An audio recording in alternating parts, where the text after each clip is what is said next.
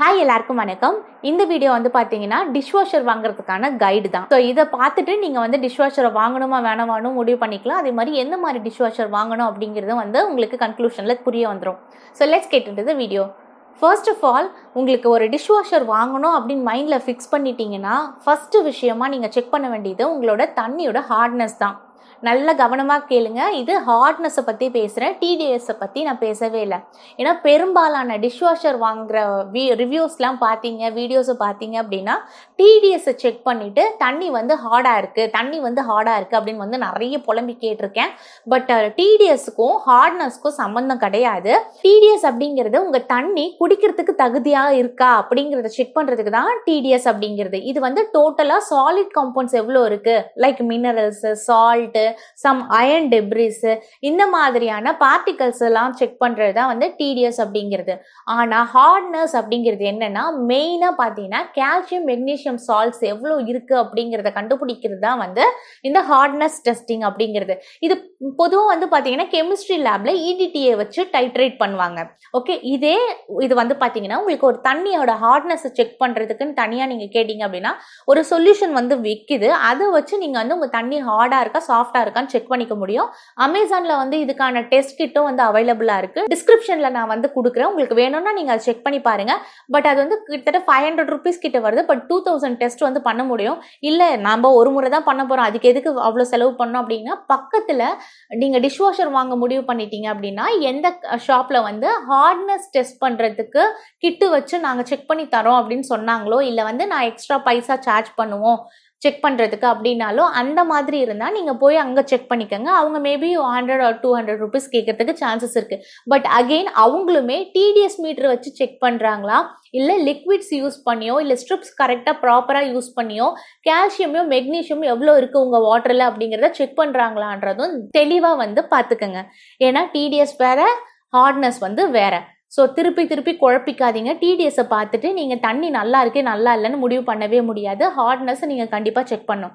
Okay, next first தண்ணி வந்து பார்த்தாச்சு. தண்ணி வந்து இப்போ சாஃப்ட் வாட்டராக இருக்குது அப்படின்னா பிரச்சனை இல்லை, நீங்கள் வந்து டிஷ்வாஷரை வாங்கலாம். பெரும்பாலான டிஷ்வாஷர்ஸ் வந்து பார்த்தீங்கன்னா 900 ppmக்குள்ளே இருந்தால் தான் வந்து ஒர்க் ஆகும். அதையும் நீங்கள் வந்து தெளிவாக பார்த்துக்கணும். இல்லை எனக்கு 900 ppmக்கு மேலே இருக்குது அப்படின்னீங்கன்னா நீங்கள் கண்டிப்பாக ஒரு சாஃப்ட்னரை போட்டு தான் வந்து யூஸ் பண்ணுற மாதிரி இருக்கும். இல்லைன்னா என்ன ஆகும்னா, உங்களோட டிஷ்வாஷரில் சாமான் தேய்ச்சதுக்கு அப்புறமும் வெள்ளையாக உப்பு படிஞ்ச மாதிரி இருக்கும். ஒரு சாட்டிஸ்ஃபேக்ஷன் லுக்கே வந்து கிடைக்காது சாமானில் நீங்கள் வாஷ் பண்ணி எடுத்ததுக்கப்புறம். ஸோ இதுதான் பிரச்சனை. அது மட்டும் இல்லாமல் மெஷின் வந்து ஸ்பாயில் ஆகிடும். அதுக்காக நீங்கள் வந்து சாஃப்ட்னர் வந்து தனியாக போட வேண்டியது இருக்கும். அது கிட்டத்தட்ட 10,000 rupees கிட்ட மினிமம் செலவாகிற மாதிரி இருக்கும். ஸோ இது வந்து முடிஞ்சிருச்சு. நெக்ஸ்ட், நீங்க யூஸ் பண்ற பாத்திரம் என்ன பாத்திரம் அப்படிங்கிறத பொறுத்து தான் வந்து டிஷ் வாஷரையே நீங்க வாங்க முடியும். ஏன்னா நீங்க ஸ்டெயின்லெஸ் ஸ்டீல், நல்ல கிரேட் ஸ்டெயின்லெஸ் ஸ்டீலோ இல்லை வந்து ட்ரைப்ளைஸோ யூஸ் பண்றீங்க அப்படின்னா நீங்க வந்து தாராளமாக கண்ணை மூடிட்டு டிஷ் வாஷரை வாங்கலாம். ஏன்னா அதை தான் நம்ம வந்து டிஷ் வாஷரில் வைக்க முடியும். ஆனால் நீங்கள் வந்து அயன் வெசல்ஸ் நிறைய யூஸ் பண்ணுறவங்க, மண் பாத்திரம் யூஸ் பண்ணுறவங்க, அலுமினியம் பாத்திரம் யூஸ் பண்ணுறவங்களா இருந்தீங்க, நான்ஸ்டிக்ஸ்லாம் வந்து நீங்கள் யூஸ் பண்ணுறீங்க, டெஃப்லான் கோட்டிங் போட்டெல்லாம் யூஸ் பண்ணிட்டு இருக்கீங்க, ஹார்ட் அயனைஸ்டு மெட்டீரியல்ஸ் இந்த மாதிரிலாம் வந்து யூட்டென்சில்ஸ் யூஸ் பண்ணீங்க அப்படின்னா டிஷ் வாஷர் உங்களுக்கு செட் ஆகாது.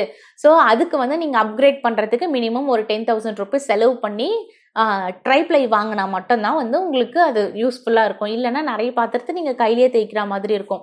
ஸோ இதுவும் வந்து மெயினாக நீங்கள் வச்சுக்கணும். ஸோ நான் இந்த வீடியோவில் சொல்கிறது எல்லாமே வந்து பார்த்தீங்கன்னா 12 பிளேஸா இல்லை 13 பிளேஸ் 14 பிளேஸ் இருக்கிற டிஷ்வாஷரை பற்றி தான் நான் பேசுகிறேன். 8 பிளேஸ் செட்டிங் இருக்கிற அந்த டிஷ்வாஷரை பற்றி நான் பேசவே இல்லை.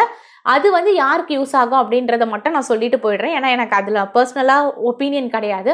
என்னன்னா அந்த சைஸ் வந்து உங்கள் வீட்டில் யூஸ் பண்ணுற பாத்திரத்தை பொறுத்து தான் வந்து நீங்கள் அதை வாங்கணுமா வேணாமான்றது நீங்கள் முன்னாடி உள்ளே போய் பார்க்கும்போதே வந்து கண்டுபிடிச்சிடலாம். ஏன்னா அது வந்து யாருக்கு யூஸ் ஆகும் அப்படின்னு வந்து பார்த்தீங்கன்னா, ஒரு பேச்சுலராக இருக்காங்க, ஒரு ஆள் இருக்காங்க அப்படின்னா அவங்க பாத்திரம் குட்டியாக இருக்க போது ஸோ அவங்களுக்கு வந்து அது செட் ஆகும். பட் ஃபேமிலி, லைக் என்னதான் ஒரு கப்புள்ஸாக இருக்கீங்க, ஹஸ்பண்ட் அண்ட் ஒய்ஃப் மட்டும்தான் இருந்தாலுமே 8 பிளேஸ் டிஷ்வாஷர் வந்து கண்டிப்பாக செட் ஆகாது. ஏன்னா அது வந்து பெருசாக வந்து எஃபெக்டிவாக இல்லை, பத்தாது. நம்ம திருப்பி டபுள் ட்ரிபிள் லோட் வந்து ஓட்டுற மாதிரிலாம் இருக்கும். ஸோ மினிமம் 12 பிளேஸ் செட்டிங் இருக்க மாதிரி நீங்கள் வந்து டிஷ்வாஷர் வாங்குறது தான் வந்து அட்வைசபிள். நெக்ஸ்ட் இதோட மந்த்லி எக்ஸ்பென்சிவ் எவ்வளோ இருக்கும் அப்படின்னு வந்து பார்த்தீங்கன்னா கரண்ட் பில்லு, அதே மாதிரி அதில் யூஸ் பண்ணுற சால்ட்டு, டிட்டர்ஜென்ட்டு, ரின்சைடு இது எல்லாம் சேர்த்து வந்து பார்த்தீங்கன்னா ஒரு மாதத்துக்கு 700 ரூபா வந்து செலவாகுது. ஸோ இந்த அமௌண்ட் உங்களுக்கு ஓகே அப்படின்னீங்கன்னா நீங்கள் கண்டிப்பாக இந்த டிஷ்வாஷரை வாங்கலாம். மெய்டு வந்து quite costly compared to dishwasher. நான் அதனால தான் சொல்கிறேன் 700 ரூபா வந்து ஒரு ஓகே அமௌண்ட்டு தான் நமக்கு. ஸோ நீங்கள் வந்து 700 rupees மந்த்லி எக்ஸ்பென்சிவ் எடுத்து வைக்க தயாராக இருந்தீங்கன்னா டிஷ்வாஷர் வந்து வாங்கலாம். நெக்ஸ்ட்டு டிஷ்வாஷரில் மெயினாக நீங்கள் பார்க்க வேண்டிய ஃபீச்சர்ஸ் என்ன அப்படின்னு வந்து பார்த்துடலாம். மினிமம் 70 டிகிரி கண்டிப்பாக வந்து டெம்பரேச்சர் சூடு பண்ணுற மாதிரி உங்களுக்கு அந்த டிஷ்வாஷர் மெக்கானிசம் இருக்கணும்.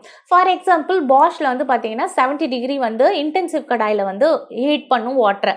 ஸோ இந்த ஹீட் எதுக்கு அப்படின்னா மெயினாக வந்து ஜெர்ம்ஸ் வந்து கில் பண்ணிடும் அப்படின்னு வந்து சொல்கிறாங்க. ஸோ உடனே கவுண்டருக்கு வந்து சொல்வீங்க கையில் தேய்ச்சாலும் தான் ஜெர்ம்ஸ் போயிடும், அப்போ சுடுதண்ணியே இல்லாமல் இருக்கமே அப்படின்னு வந்து கேட்கலாம்.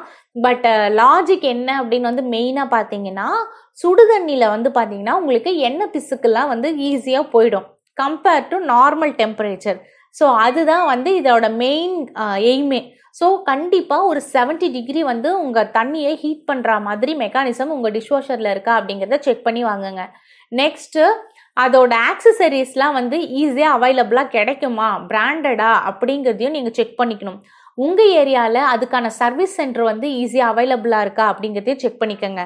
ஏன்னா சர்வீஸ் சென்டர் இல்லை அப்படின்னா நீங்கள் வந்து அது ஏதாவது ப்ராப்ளம் வந்துருச்சு அப்படின்னா ரொம்ப நாள் வந்து நீங்கள் வெயிட் பண்ணுற மாதிரி இருக்கும், இல்லைன்னா வந்து ரொம்ப கஷ்டமாக இருக்கும், வரமாட்டாங்க சர்வீஸ்க்கு. ஸோ இதெல்லாம் வந்து நீங்கள் வாங்குறதுக்கு முன்னாடி சர்வீஸ் எப்படி இருக்குது அப்படிங்கிறதையும் செக் பண்ணிக்கோங்க.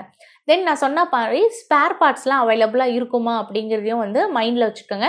ஏன்னா ஃபேபர்லலாம் வந்து பார்த்தீங்கன்னா ஸ்பேர் பார்ட்ஸ் வந்து அவ்வளோவா கிடைக்கல அப்படிங்கிற மாதிரி நான் ரிவ்யூஸ் படித்தேன். ஸோ அதுலேயும் வந்து நீங்கள் கேர்ஃபுல்லாக இருந்துக்கோங்க. ஒரு நல்ல ஒரு பிராண்டில் சர்வீஸ்லாம் சரியாக இருக்கா மாதிரி டிஷ்வாஷராக வந்து சூஸ் பண்ணணும்.